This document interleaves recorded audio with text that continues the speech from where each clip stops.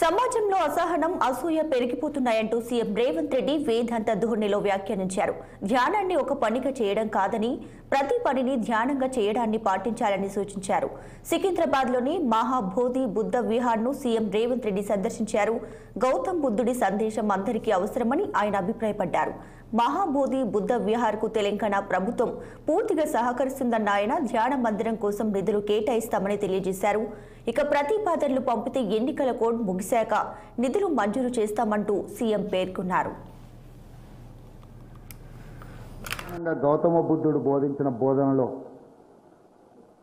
నాకు ఇష్టమైన లైను ధ్యానాన్ని ఒక పనిగా చేయడం కాదు, ప్రతి పనిని ఒక ధ్యానంగా చెయ్యాలి అని వారు ఏదైతే సూచన చేసిందో అందులో చాలా తత్వం ఉన్నది, చాలా బోధన ఉన్నది.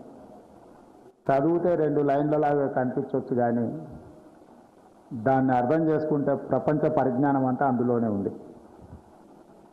పూర్తి స్థాయిలో కాకపోయినా కొంత మేరకైనా వీలైనంత వరకు నేను పని చేసేటప్పుడు చాలా ధ్యానంగా పనిచేస్తూ ఉంటానంటే ఏదైనా నేను ఆ స్ఫూర్తిని వీరి ద్వారా పొందిన తప్పకుండా ఈ నిర్వహణకు అవసరమైన సహాయ సహకారం ఆనాడు పెద్ద ఆయన విజయభాస్కర్ రెడ్డి గారు కావచ్చు,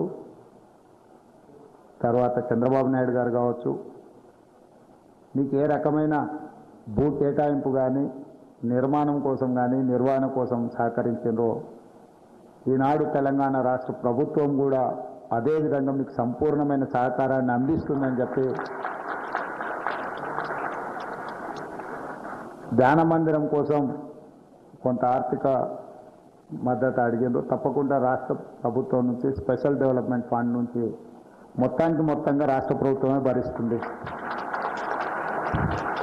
మీరు అంచనా వేసుకొని అంచనాను ప్రభుత్వానికి ఒక ప్రతిపాదన రూపంలో పంపిస్తే ఎలక్షన్ కోడ్ అయిపోయిన వెంబడే తప్పకుండా మీకు ఆ నిధులు మంజూరు చేసే బాధ్యత మా ప్రభుత్వం తీసుకుంటుందని నేను తెలియజేస్తున్నాను. మీ ఆధ్వర్యంలో ఒక పాఠశాలను నిర్వహిస్తే బాగుంటుంది. ఈరోజు ఈ సమాజంలో అశాంతి, అసూయ, రకరకాల పరిణామాలు ఏవైతే పరిణమిస్తున్నాయో వాటిని అధిగమించాల్సిన బాధ్యత మనందరి మీద ఉన్నది. అది వ్యక్తులు కావచ్చు, ప్రాంతాలు కావచ్చు, వీటన్నిటిని కూడా మనం అధిగమించి ఒక మంచి సందేశాన్ని, ఒక మంచి ఆలోచనను పెంపొందించడం, సమాజానికి మేలు చేయాలన్న ఆలోచనని ఇతరులకు పంచడం చాలా అవసరం ఉంది ఇప్పుడున్న పరిస్థితుల్లో. కాబట్టి ఈ రకమైన కార్యక్రమాలు మీరు ఏది చేపట్టినా మా ప్రభుత్వం వైపు నుంచి భేషజాలు లేకుండా సంపూర్ణమైన సహకారం ఉంటుంది.